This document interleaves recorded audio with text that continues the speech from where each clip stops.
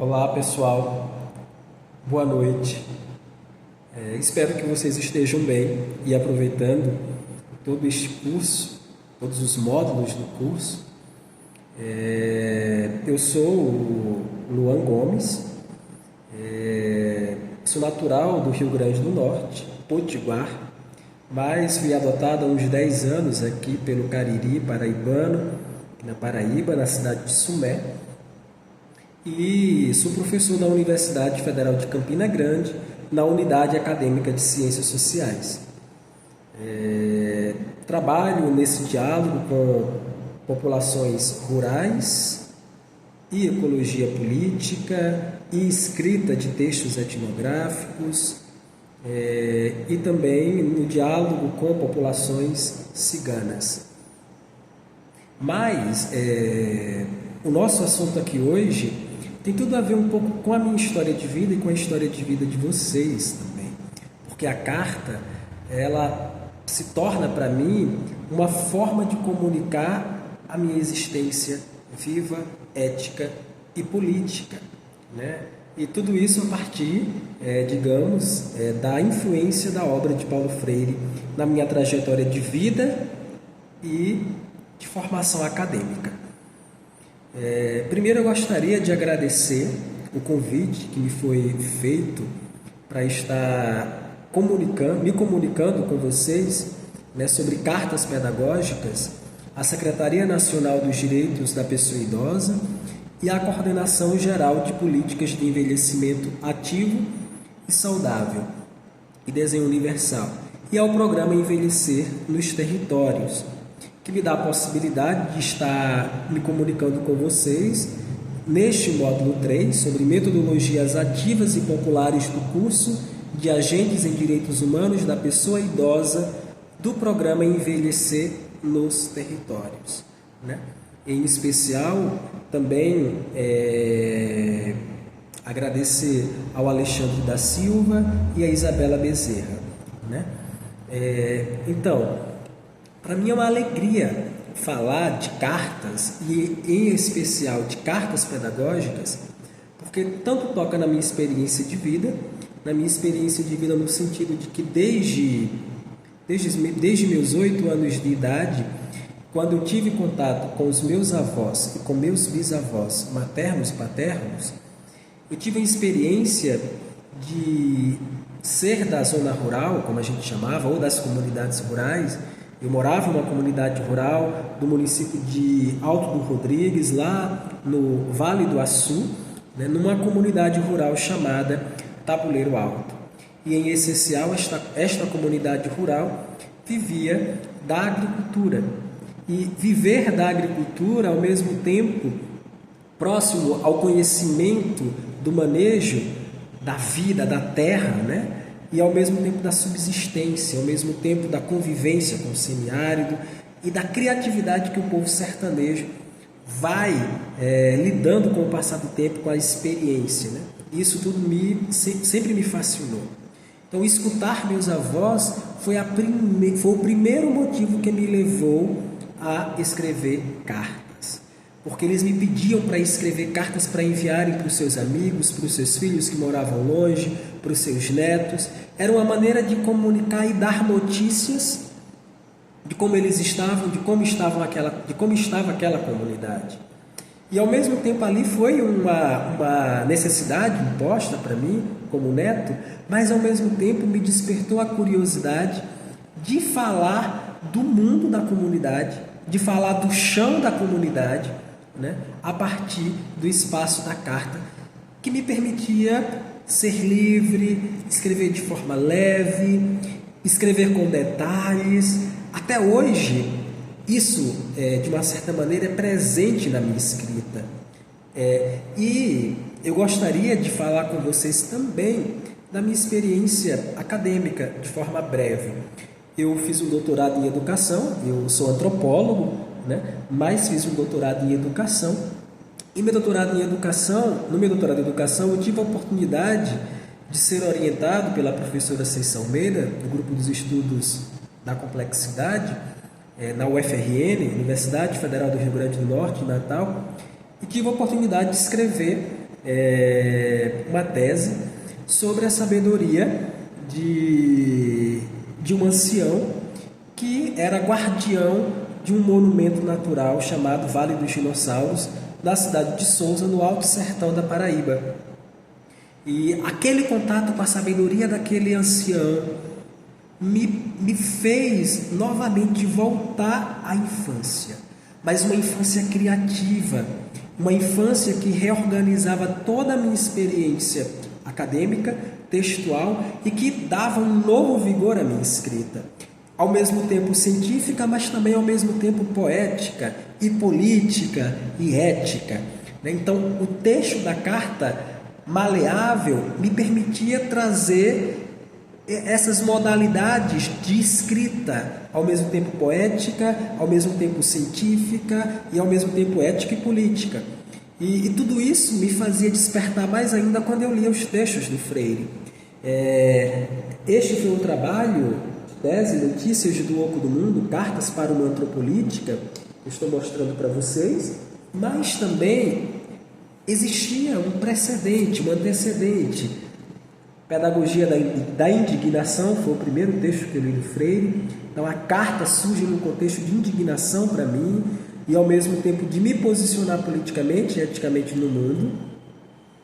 Cartas à Guiné-Bissau entra no contexto étnico-racial, embora Freire não tenha citado de maneira específica, mas dentro do seu texto havia esse desejo, né, de romper com a colonização, de romper com o processo colonial, do ponto de vista epistêmico, do ponto de vista da raça e da etnia, e também da cultura, e ao mesmo tempo também Cartas à Cristina. Então essas obras de Freire me ajudaram muito e me inspiraram muito a escrever os textos que eu escrevo até hoje. Por quê? Porque me dão a possibilidade de não só escrever um texto denso, mas ao mesmo tempo um texto com rigor e com leveza poética. Então a carta me deu essa possibilidade, né?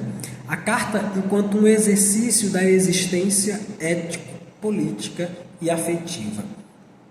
Neste momento da minha fala, que será muito breve, infelizmente, eu gostaria de estar em diálogo com vocês, porque esse momento que faço aqui com vocês é uma espécie de carta também, né? É uma espécie de carta, e eu gostaria de organizar essa carta para vocês que estão fazendo este curso, né, em 4 itens. A carta na minha história, a dimensão da dialogicidade, a carta e o encontro com a obra de Freire, a carta e 10 características da construção do que é uma carta, e aí, claro, são sugestões, a carta ela pode ter outras características também, e, por final, uma sugestão de exercício que vai partir de cada um, né, que queira exercitar esta carta, exercitar o que é o fazer carta.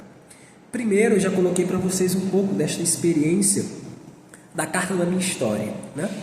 Segundo, a carta e o encontro com a obra de Freire, que me fizeram, ao mesmo tempo, a partir dessas 3 obras que mostrei para vocês, a Pedagogia da Indignação, Cartas à Cristina, Cartas à Guiné-Bissau. Esses 3 livros eles foram fundamentais para que eu pudesse me inspirar e, ao mesmo tempo, também tentar encontrar qual era o lugar da minha voz na escrita de um texto. Por que eu digo isso? Encontrar o lugar da minha voz na escrita de um texto. Porque o próprio modelo de escrita que nós temos na academia, o modelo hegemônico de escrita, ele obedece a um tipo de epistemologia, de ciência, que parte de uma base positiva, onde o sujeito é expulso da narrativa que escreve. Ou o sujeito, por obedecer a norma, se expulsa da narrativa.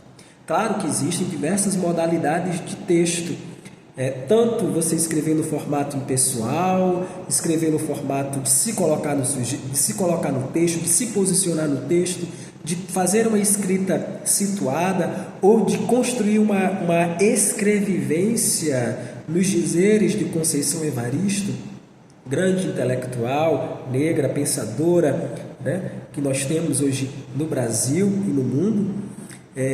Então, essa experiência com Freire me deu a base para construir um estilo de texto a partir da carta, onde minha voz pudesse se tornar palavra concreta a partir do chão da minha existência, a partir da materialidade da minha existência e da existencialidade da minha vida, né?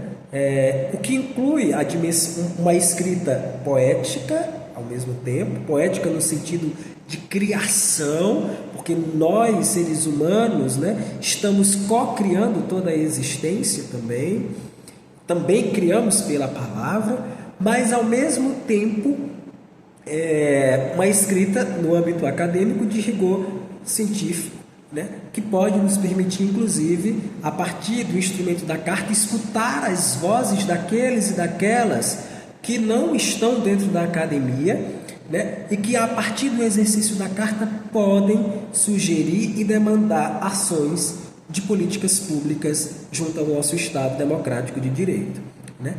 E por último, as 10 características das cartas, né? Acima de tudo, eu queria dizer para vocês que as cartas pedagógicas, mais que ferramenta de comunicação, são um convite a uma pedagogia engajada ética e politicamente, né? O que é que isso significa?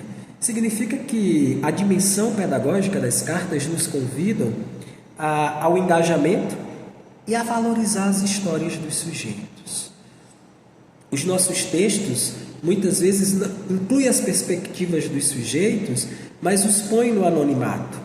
Claro que tem toda uma questão de cuidado ético na pesquisa, mas para nós que trabalhamos com comunidades, para nós que trabalhamos com grupos distintos, no caso aqui, a pessoa idosa, eu que trabalho com população cigana, com comunidades camponesas, com comunidades quilombolas ou comunidades indígenas, nós precisamos deixar que todas essas comunidades e grupos, por meio de uma estratégia de carta pedagógica, expressem seus pontos de vista. Porque a partir dos seus pontos de vista, nós vamos entender demandas que partem do chão do território, da existência dessas pessoas, né?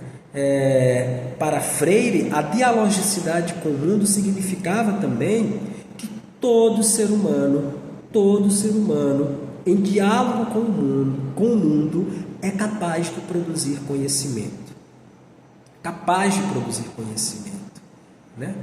Todo ser humano é capaz de produzir conhecimento porque há uma curiosidade que emerge do chão da existência dessa pessoa. Tanto do ponto de vista individual, mas principalmente coletivo, comunitário, né? E aí eu gostaria de colocar para vocês 10 características que eu acho importante ter numa carta pedagógica. Primeira característica é de entender que, quando nós vamos escrever uma carta, nós já imaginamos o formato de uma carta, né? Especialmente visualizamos aquele papel meio timbrado do Correios, né? ou aquele envelope cheio de listrinhas, né? Verde e amarela, ou outros tipos de envelope aos quais nós podemos mesmos criar, né, nossas próprias cartas e enviar para os diversos destinatários. Claro que cada destinatário que a gente envia tem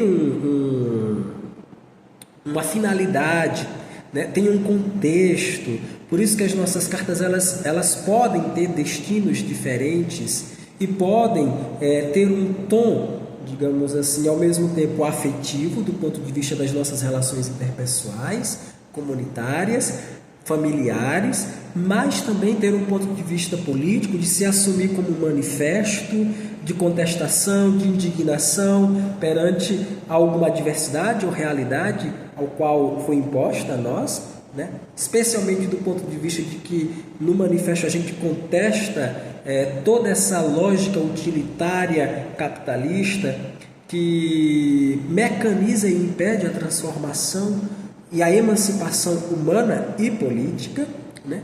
Mas primeiro de tudo, primeira característica, a carta precisa partir da história de vida e da realidade de quem vive, do chão da comunidade. Ou seja, precisamos escrever a partir do que vivemos. Essa coerência, essa dimensão ética da escrita da carta parte da dimensão comunitária, né? Eu que escrevia escutando meus avós falavam da vida do sítio, da roça. Outros hoje falam a partir dos diferentes chãos, seja urbano, seja rural, né? Seja floresta, seja política, os diversos tipos de espaços hoje que podem ser espaços de exercício e da construção de cartas pedagógicas, né? Seja o espaço da pessoa idosa, dos direitos da pessoa idosa. Especialmente nessa dimensão de que a primeira característica que compete a uma carta que é escrita a partir da história de vida, é preciso não centralizar na pessoa, no indivíduo, sem esquecer que essa história está enraizada em um contexto socio-histórico e social. Todos os grandes autores escreveram cartas. Marx e Engels, Rosa Luxemburgo, Gramsci, Paulo Freire, Edgar Morin, e tantos outros intelectuais, estudiosos, né? Estudiosas, artistas, poetas, né? Escreveram cartas expressando a sua vida enraizada no contexto da história em que viviam. E a partir dessas cartas também emergiam aí dimensões teóricas, conceituais, jurídicas, né? A nossa Constituição é uma carta também, a Constituição Federal de 1988, né? Bela Constituição, a qual nós lutamos tanto para sair de um tempo tenebroso, né? E isso faz com que a gente perceba que o chão da realidade é o que move a escrita da carta nessa relação entre o sujeito e o mundo, entre o sujeito e a coletividade. O segundo, qual é o objetivo da escrita? Né? Na primeira nós tivemos toda a carta pedagógica deve partir da história de vida, da vivência em comunidade e da vivência no contexto. Na segunda característica nós temos o objetivo da escrita, entender que toda escrita tece um discurso que tem uma intencionalidade, né? E que ao mesmo tempo eu que escrevo a carta preciso ser consciente do que eu quero comunicar, do que eu quero notificar ou dar notícias para alguém ou para grupos ou para os outros, né? Então nós, professores, agentes de direitos, analistas de políticas públicas, se nós queremos escrever cartas pedagógicas, nós podemos comunicar grupos, comunicar ministérios, comunidades, né? Onde nós queremos o quê? Estabelecer uma conexão com essas pessoas a partir de um assunto. Tem que haver um assunto em comum para estabelecer essa conexão, né? E ao mesmo tempo a carta, quando se tem esse objetivo da escrita bem delimitado, digamos assim, ela se torna um instrumento de síntese dos registros em grupo.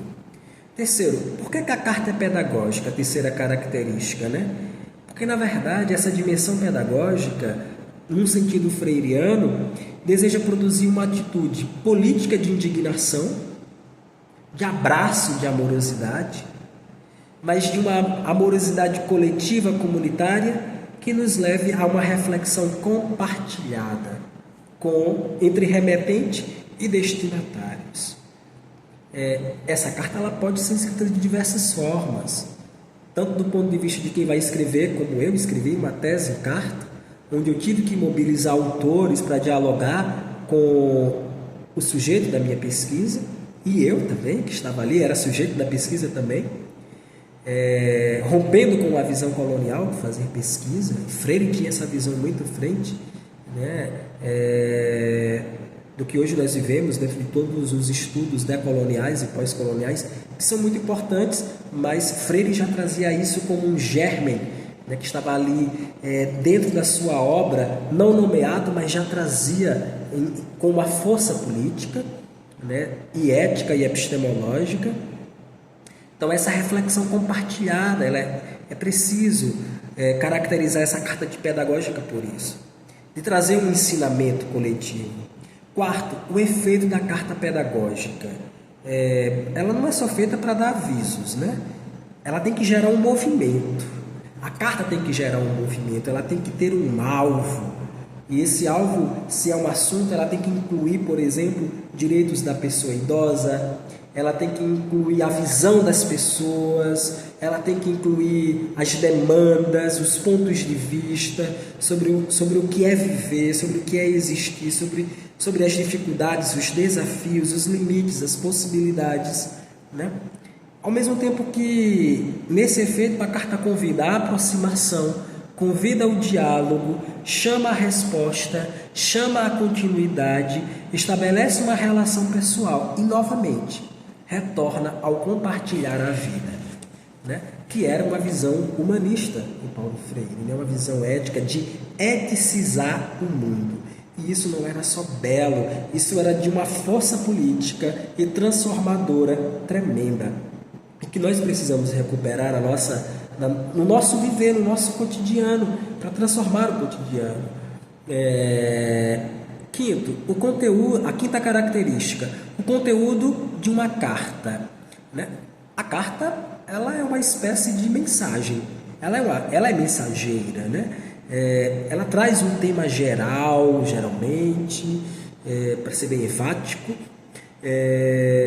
Um exemplo que nós podemos dar pode trazer notícias, mensagens, reflexões. Então nós podemos nos comunicar com um grupo com o qual nós trabalhamos, seja na assistência social, seja na saúde, seja no meio ambiente, nas diversas políticas públicas intersetoriais, né? Ou na academia. Nós podemos utilizar a carta falando do nosso ponto de vista sobre determinados setores e elencar temas que podem se tornar pautas de uma agenda de políticas públicas. Sétima característica, potências da carta pedagógica. A carta pedagógica não é só um estilo lindo, bonito, como muita gente às vezes olha para um texto de uma carta, um livro que é uma carta, e que belo, sim é poético, sim é bonito, mas o poético aqui é de criatividade, é de ato político, é de imaginação criadora, que é próprio do ser humano, que quer transformar a si próprio e a realidade, né? Não é só o belo de romantizar a carta, não é só isso, vai além disso. A estética da carta, ela é política, ela tem engajamento do sujeito, né?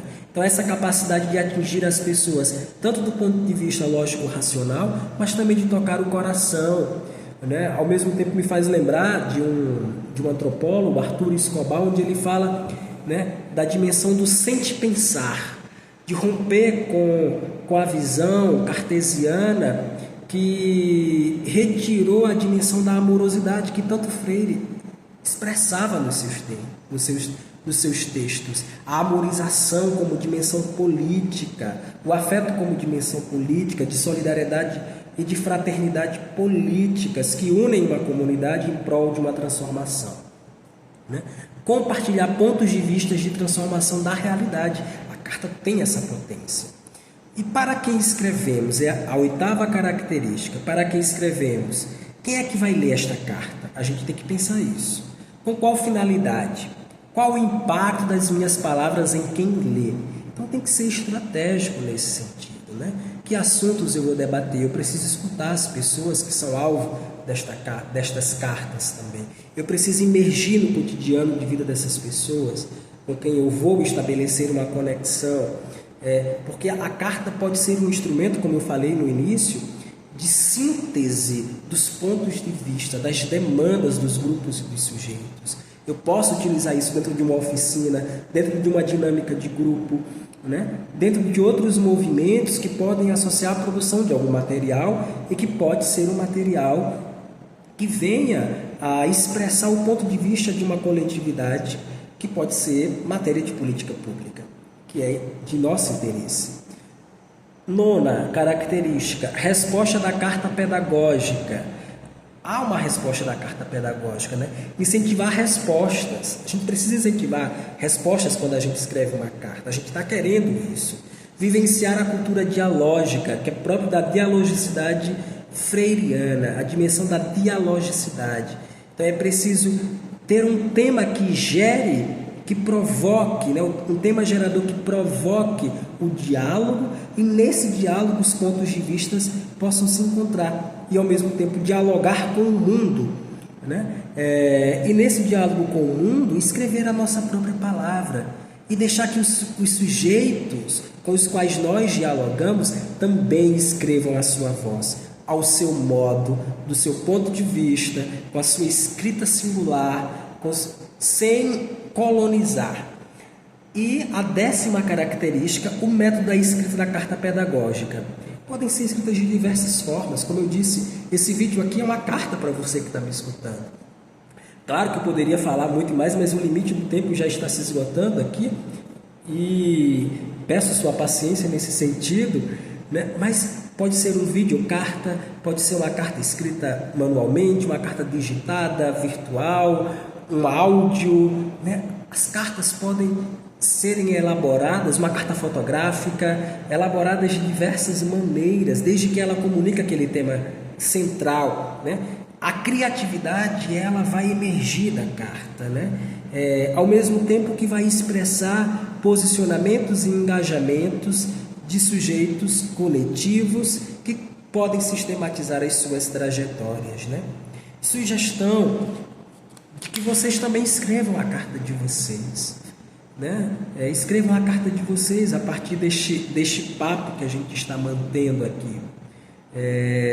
Acredito que isso vai mobilizar a escrita de vocês, ao mesmo tempo, não só do ponto de vista de achar que a carta é uma coisa bonita. Não, a carta é boniteza, de criação, de criatividade, de imergir na realidade, se enraizar na realidade, dialogar com o mundo, encontrar a própria voz e estabelecer uma conexão com a comunidade, estabelecer uma conexão com as outras pessoas. Então é isso, gente. Muito obrigado. Me disponho aí a dialogar também pelo meu e-mail, luan.gomes@professor.ufcg.edu.br, e muito grato pela paciência.